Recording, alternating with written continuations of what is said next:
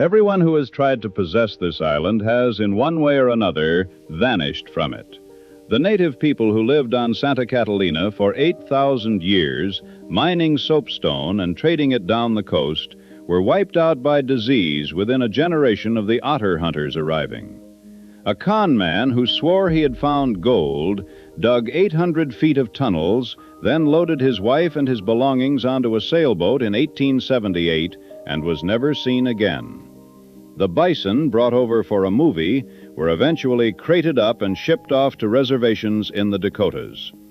A movie star drowned just offshore in 1981 and took the truth of that night down with her. Even the man who finally tamed the place, a chewing gum millionaire who bought it sight unseen and poured a fortune into a paradise, got a 130-foot memorial tower on the island and a family that would give most of his empire away. 26 miles off Los Angeles sits one of the most beautiful pieces of land in California, and it has spent 5 centuries outlasting one owner after another.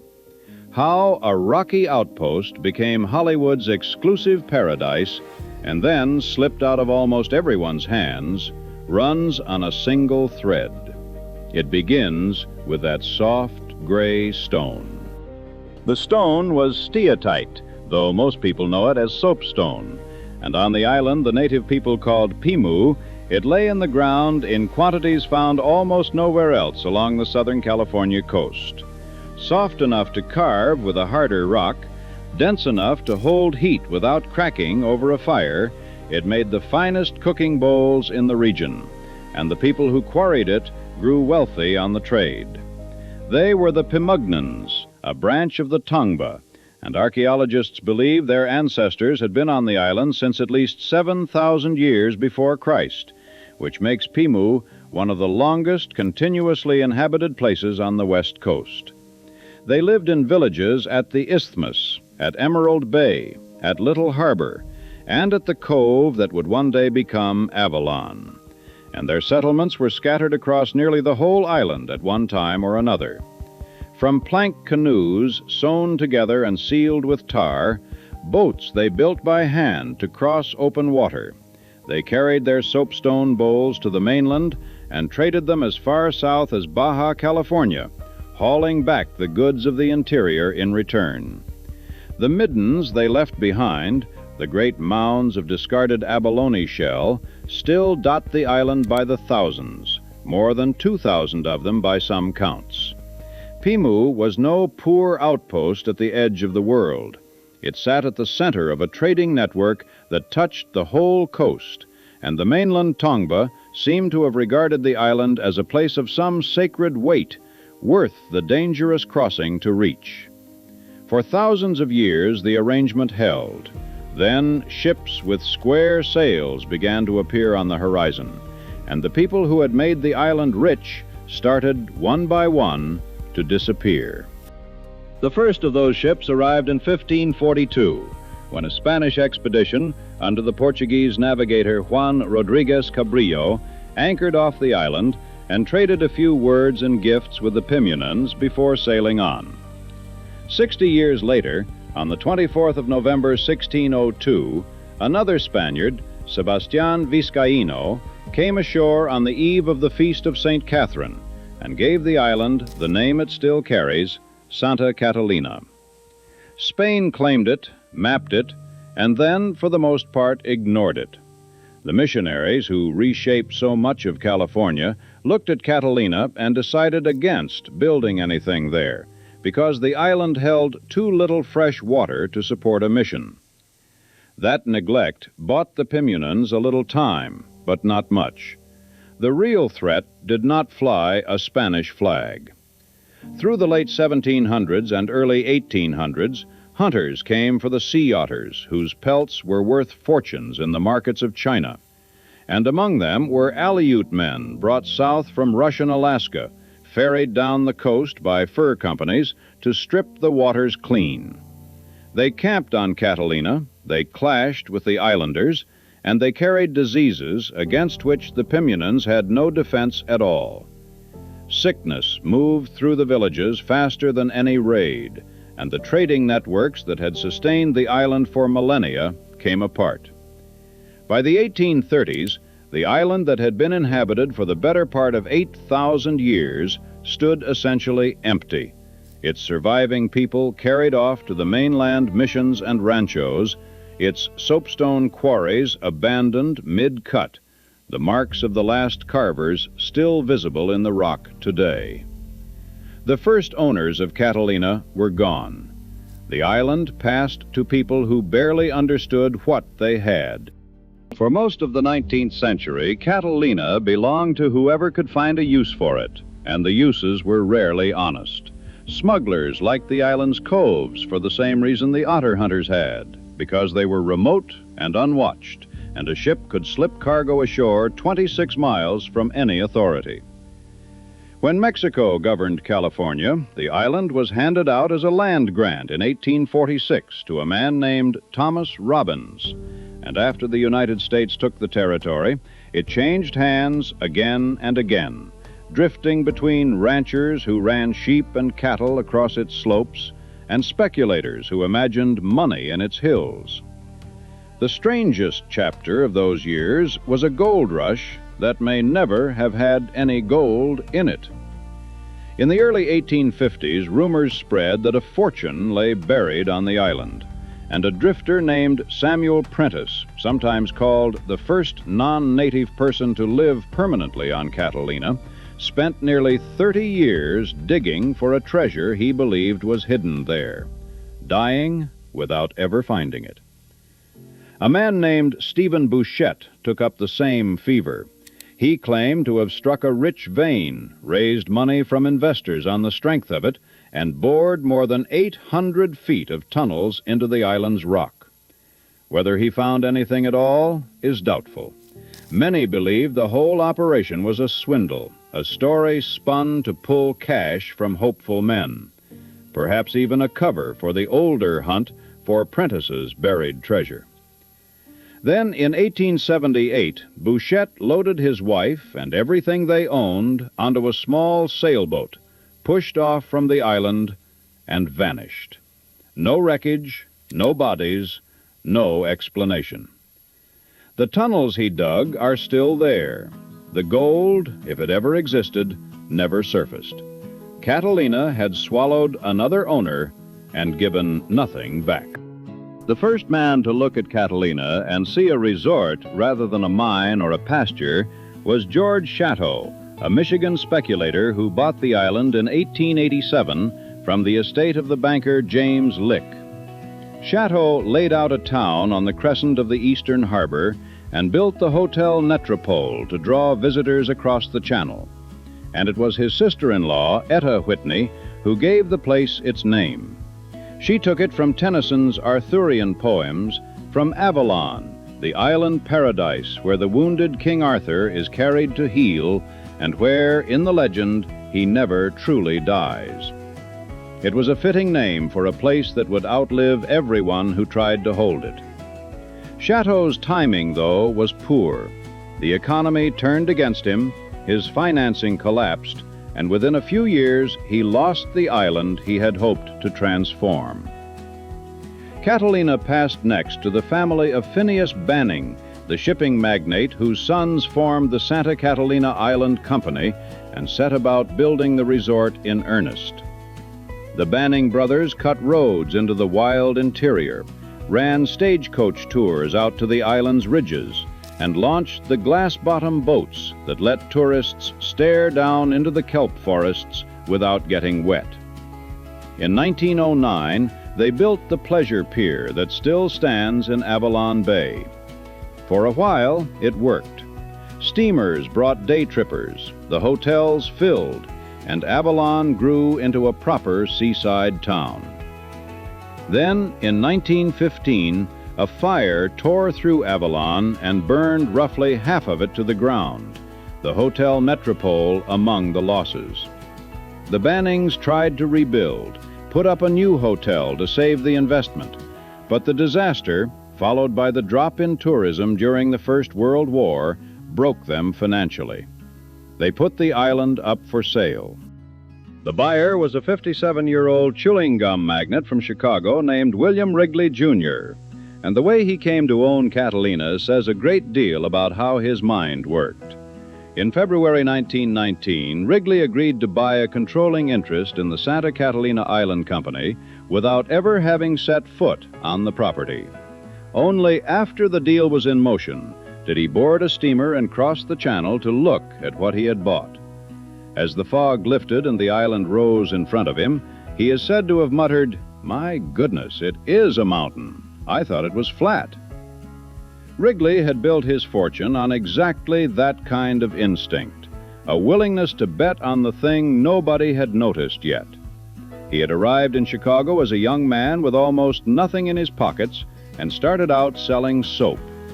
To move the soap, he gave away baking powder as a bonus.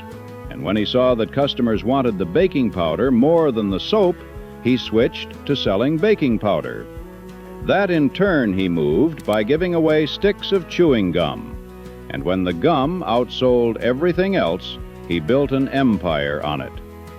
Twice he had watched the free gift become the whole business.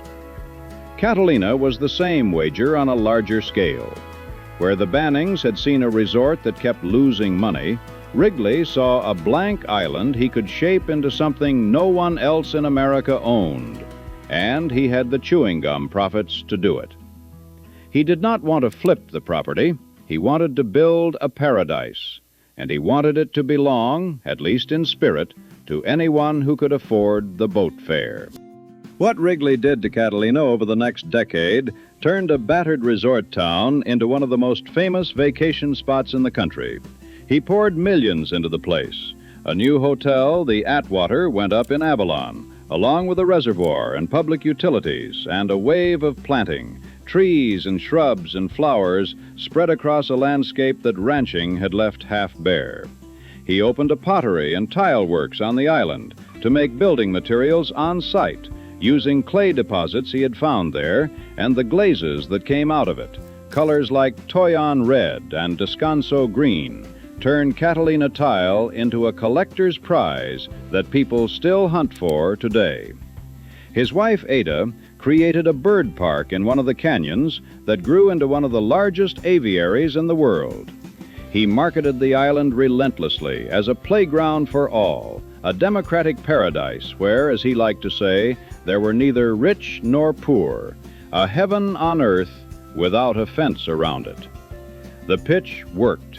In the 10 years after he bought the island, annual visitors climbed from around 90,000 to 750,000. Avalon became a place where an ordinary family from Los Angeles could spend a summer weekend inside the kind of scenery that had, until recently, belonged to smugglers and sheep. And Wrigley was only getting started. He had a baseball team, a novelist, a herd of accidental buffalo, and the most extravagant building on the West Coast still ahead of him. The way most of those visitors reached the island became a piece of Catalina's legend in its own right. Wrigley commissioned 2 grand white steamships, the Avalon and the Catalina, the latter built in 1924 at a cost of around $1 million and able to carry better than 2,000 passengers at a time across the 26-mile crossing. The boats were floating parties. A round-trip ticket cost a couple of dollars and bought you a big band orchestra playing on the decks, clowns and magicians to keep the children busy, a bar running the length of the voyage, and a couple of hours of open ocean between the city and the island. The arrival became a ritual.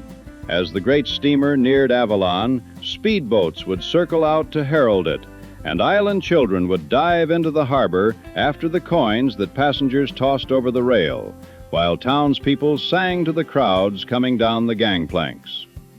So central was that crossing to the island's identity that in 1958, a vocal group called the Four Preps turned it into a nationwide hit song, 26 Miles, built entirely around the promise of Santa Catalina waiting across the sea. The steamships ran for decades, carrying millions of passengers, until faster and smaller boats finally made the great white liners too expensive to justify, and the last of them was retired by the middle of the 1970s. The image they left behind of a whole town singing a boat into harbor is the version of Catalina that Wrigley's money made real. Wrigley owned the Chicago Cubs, and in 1921 he decided that his baseball team should train each spring on his island. He built them a ballpark in the interior with dimensions modeled on the Cubs' home field back in Chicago. And every February, the players boarded a steamer and crossed to Catalina to run drills within sight of the Pacific. The arrangement lasted 3 decades, from 1921 until 1951, broken only by the war years, and it kept the island in the sports pages of the whole country. Wrigley himself liked to sit in the bleachers and watch the workouts, a gum millionaire in the cheap seats of his own private field. The island drew writers and movie makers, too. In 1926, the Western novelist Zane Grey, whose books sold in the millions and whose stories fed the young film industry a steady diet of frontier adventure, bought a hilltop lot from Wrigley and built a home in the style of a Hopi pueblo, all adobe walls and roof ladders looking down over Avalon Bay. Gray had first come to the island years earlier to fish its famous waters, chasing marlin and tuna out in the channel, and he returned to write. In order to fish, he liked to say, "I write." He turned out novel after novel in that pueblo on the cliff until his death in 1939. And more than 100 films would eventually be made from his westerns, several of them shot in part on Catalina itself. Afterward, his heirs did what nearly everyone on Catalina eventually did with a famous man's house. They turned it into a hotel. But of all the things Wrigley's Hollywood connection carried to the island, none would prove stranger or more durable than the animals that showed up in 1924 and never left. In the winter of 1924, a film crew shipped 14 American bison across the channel to Catalina to serve as living scenery for a silent western. The plan, as far as anyone can reconstruct it, was to film the animals against the island's open interior and then send them home to the Great Plains. Which movie they were meant for has never been settled. For decades, the story held that they came for a picture called The Vanishing American, though that film contains no bison at all. And the better evidence points to another silent western shooting on the island around the same time. Whatever the reason they arrived, the reason they stayed is simple economics. When the shoot ended, someone tallied the cost of crating up 14 animals weighing better than 1,000 pounds each and barging them back across the sea, and decided it was not worth the money. So the bison were turned loose. They found the island's grass to their liking, and they bred, and a herd that started at 14 swelled over the following decades to nearly 600 head, roaming a Pacific island that had never in its history known such a creature. They became a symbol of Catalina, painted onto buildings and stamped onto weather vanes. Then, in 2007, scientists at 2 universities tested the DNA of the island herd and turned up a surprise.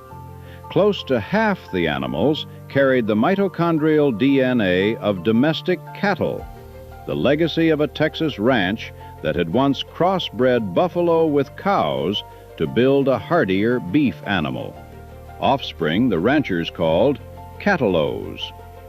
The wild bison of Catalina were not entirely bison. Managing the herd has taken decades of work. Over 2,000 animals were removed from the island across the years, dozens of them shipped in the early 2000s to Lakota reservations in North and South Dakota. And the Conservancy now keeps the remaining 100 or so from breeding by darting the cows with a contraceptive, so that the accidental symbol of the island is being allowed, slowly and deliberately, to fade. The crowning piece of Wrigley's Island came in 1929, and it remains the first thing anyone sees sailing into Avalon. On the point at the edge of the bay, where a smaller dance hall called the Sugarloaf Casino had stood, serving for a time as the town's first high school before it was torn down, Wrigley built the Catalina Casino, a round Art Deco tower rising to the height of a 12-story building, white and gleaming against the water. For all its name, no one has ever gambled in it. Wrigley took the word from its older Italian meaning, a gathering place, and what he built was a temple to entertainment rather than chance. The lower floors held a movie theater, the Avalon Theater, among the first houses in the country designed from the ground up for sound films, its walls painted with murals depicting the island's history, and its auditorium lit entirely by reflected light. Above it sat a circular ballroom, the largest in the world, a sprung floor built to hold thousands of dancers at once beneath a ring of windows open to the sea. Through the 1930s and 40s, the great touring big bands played that floor, and their live radio broadcasts carried the name of Catalina into living rooms across America. Movie moguls, men like Cecil B. DeMille and Louis B. Mayer and Samuel Goldwyn, sailed over on their yachts to preview new pictures in the theater before the public ever saw them. The building cost $2 million, 4 times its original budget, and Wrigley opened it in the summer of 1929, only months before the stock market collapsed and took so much of the country's wealth with it. Hidden in its design was one more feature rarely mentioned in the brochures. The casino doubled as a civil defense shelter, built to hold the entire year-round population of the island and stocked with enough food and water to keep every resident of Avalon alive for 2 weeks. William Wrigley, Jr. did not have long to enjoy the island he had remade. He died in January 1932 at the age of 70, and his family raised a memorial for him in the hills above Avalon, a tower of local stone standing 130 feet tall at the head of a canyon garden. His son, Philip Knight Wrigley, took over the island and the chewing gum company and carried his father's vision forward through the lean years of the Depression, keeping Avalon running as a resort even as money grew tight across the country. For a decade, the island held its shape, the steamers still crossing, the Cubs still training, the big bands still filling the casino floor each summer. Then the war came, and Catalina changed more suddenly and completely than at any point in its history. In the weeks after Pearl Harbor, rumors ran through Avalon that the Japanese might strike the California coast, that the island itself might be seized as a stepping stone toward the mainland. Tourists fled. Residents left in numbers. The Coast Guard closed the channel to civilian traffic, and the federal government declared the whole island a military zone. The tourism economy that had sustained Catalina for half a century evaporated almost overnight, and the handful of residents who stayed behind spent a bleak 1942 growing victory gardens, fishing, and standing through nightly blackouts where the smallest sliver of light from a window could bring a warden to the door. The playground for all was shut to the public, its hotels emptied, its ballroom silent. Into that emptiness came the military, and Catalina spent the next 3 years doing work that would stay secret long after the fighting stopped. 4 different branches of the war effort moved on to the island. The Merchant Marines Training Service took over Avalon itself, turning the resort town into a school for the men who would crew the supply ships crossing the Atlantic and Pacific. The Coast Guard trained at 2 harbors out on the narrow isthmus. In the rugged interior, behind the island's highest peak, and reachable only by miles of dirt road, the Army Signal Corps ran a secret radar station whose anti-aircraft guns formed part of Southern California's first line of defense, watching the sea and sky for enemy movement. By one estimate, 35,000 service members passed through Catalina during the war. But the most secret work of all happened in a cove called Toyon Bay, once the site of a boys' boarding school, where the Office of Strategic Services, the wartime spy agency that would later become the Central Intelligence Agency, built a training camp so classified that most of the other troops on the island had no idea it existed. There, the agency trained its maritime unit, the ancestors of the modern Navy frogmen and combat divers. A physician named Christian Lambertson brought the agency a rebreathing device he had invented, a rig that let a swimmer move underwater for long stretches without releasing the telltale bubbles that would give him away, and combat swimmers learned to use it in Catalina's clear water. Recruits trained with knives and explosives and were drilled in methods the instructors called silent killing. On exercises, they were sent to infiltrate the Coast Guard base or the Avalon post office, swimming past guards who carried live ammunition and did not know the raids were only drills. Men who trained in that hidden cove went on to fight behind enemy lines in Burma and China, where some of them led a guerrilla force of Kachin fighters that helped reopen the road to China. The records of what happened at Toyan Bay stayed classified until the 1980s, 4 decades after the war ended. When the war finished and the island reopened, Catalina came back to life, but the world that had made it famous was already slipping away. The great steamships that had defined the crossing for a generation could not compete forever with smaller, faster boats, and one by one they were retired.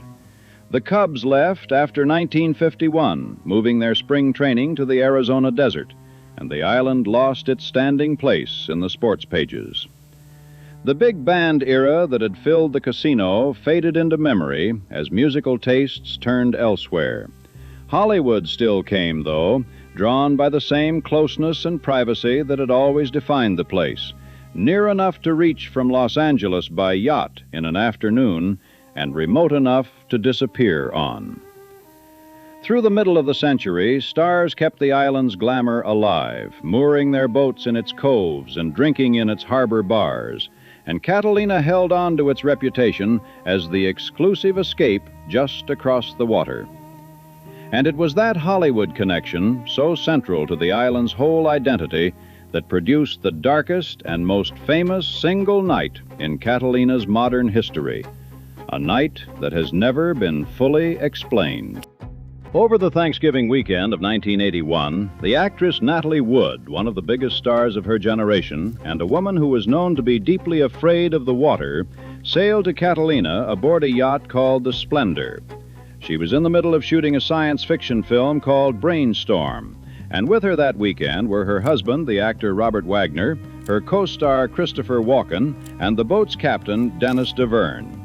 They spent Friday night in Avalon before moving the yacht to the quieter western end of the island, anchoring off 2 harbors, and on Saturday evening, the group went ashore for dinner and drinks at a harbor restaurant run by the local general manager, Doug Bombard, before returning to the boat.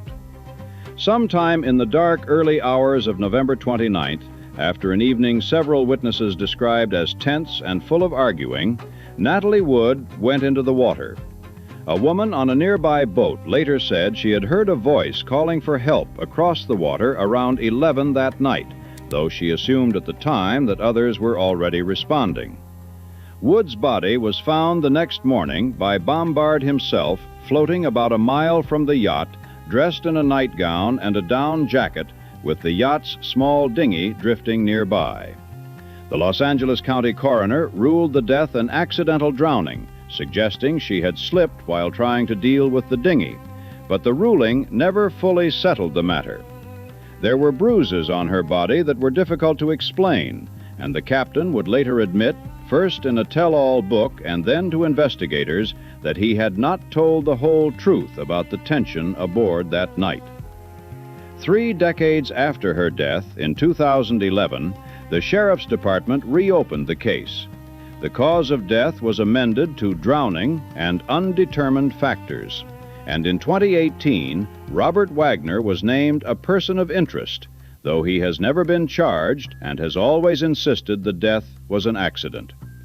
More than 40 years on, the case remains officially unresolved. The island had taken another of the people who came to it, and kept the truth of how. By then, the Wrigley family had already made the decision that would define Catalina's future more than anything since William Wrigley first bought it. Maintaining an entire island was ruinously expensive, and the family understood that the wild interior, the part that gave Catalina its character, could not survive if it were ever sold off to developers parcel by parcel. So, in 1972, they established the Catalina Island Conservancy, and in 1975, Philip Knight Wrigley, along with his wife and sister, deeded some 42,000 acres of the island to it, close to 90% of the entire landmass. In a single stroke, the family gave away most of what it owned. The Conservancy became the oldest and largest private land trust in Southern California, charged with holding the island's mountains and canyons undeveloped in perpetuity. The result is that most of Catalina today looks much the way it did when Wrigley first glimpsed it through the fog, undeveloped and wild. Building is confined almost entirely to Avalon, a single square mile of town with a permanent population of only a few thousand, while the rest of the 76 square miles stretches out empty, dotted with just one other tiny settlement out at Two Harbors. Holding the land in that condition has meant hard and sometimes bitter work. A century of ranching had filled the island with feral goats and pigs that stripped the native plants bare, and beginning around 1990, the Conservancy removed them by the thousands, a program that eventually cleared some 8,000 goats and 12,000 pigs, and drew fierce criticism even as the vegetation began to recover. The soapstone quarries of the Pemugnans still sit in that reclaimed backcountry, alongside a small fox found nowhere else on Earth, a house cat-sized cousin of mainland foxes that shrank over thousands of years of island isolation. That fox was very nearly lost when disease swept the island around the turn of the century and collapsed its numbers to a fraction of what they had been, and the Conservancy pulled it back through captive breeding and vaccination, one of the fastest recoveries of an endangered mammal on record. As recently as early 2026, California wildlife officials approved a sweeping new plan to keep restoring the island's habitat. The paradise Wrigley built to be owned ended up being preserved, in the end, by being given away. 500 years after the first Spanish sail appeared off its coast, Catalina remains what it has always been, a beautiful piece of land that outlasts the people who try to hold it. The Pemugnans who made it rich are gone, remembered in mounds of shell and marks in the rock.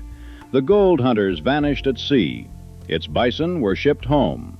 Wrigley lies in his tower, his family's empire dispersed, his island handed off to a trust. Natalie Wood took her secret down into the water.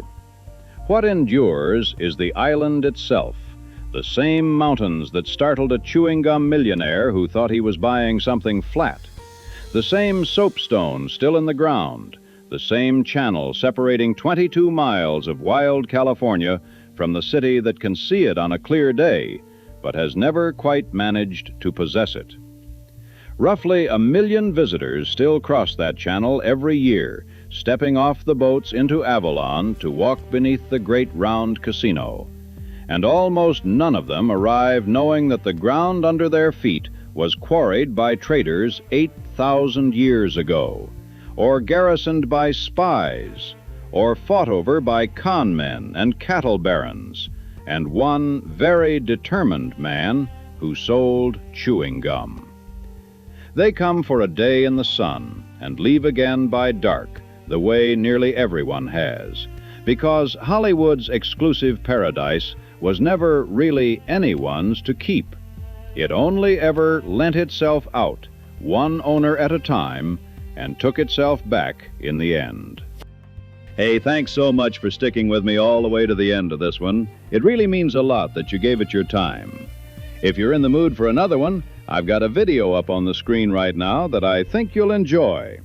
And if you've been liking the channel, I'm still working my way toward that first 1,000 subscribers. which is the point where I actually start earning anything from these videos. So any bit of support along the way really helps me keep making them.